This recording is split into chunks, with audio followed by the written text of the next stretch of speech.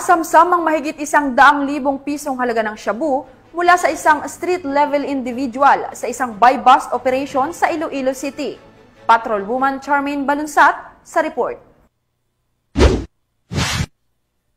Ang street-level individual sa ikinasang drug buy-bust operation ng mga tauhan ng Iloilo City Police Station 5 sa Barangay Oñate de Leon, Mandurriao, Iloilo City. Nito lamang ika-28 ng Hulyo taong kasalukuyan. Ayon sa officer in charge ng Iloilo City Police Station 5 na si Police Captain Jobert Amado, ang naarestong suspect ay kinilalang si alias Noy, 41 taong gulang at residente ng nasabing syudad. Nakuha sa pag-iingat ng suspect ang 5 transparent plastic sachet na naglalaman ng pinaghihinalaang shabu, buy-bust money at iba pang mga non-drug items. Umabot sa humigit kumulang 18 gramo ng hinihinalang shabu na may standard drug price na 122,400 pesos ang nasamsam sa nasabing operasyon. Kasalukuyang nasa kustudiya na ng Iloilo City Police Station 5 ang suspect para sa tamang dokumentasyon at maharap sa kasong paglabag sa RA 9165 o ang Comprehensive Dangerous Drugs Act of 2002.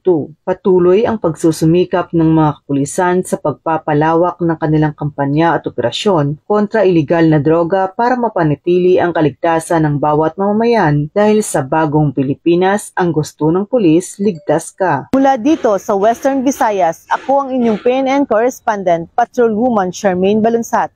Alagad ng batas, tagataguyod ng Balitang Pulis.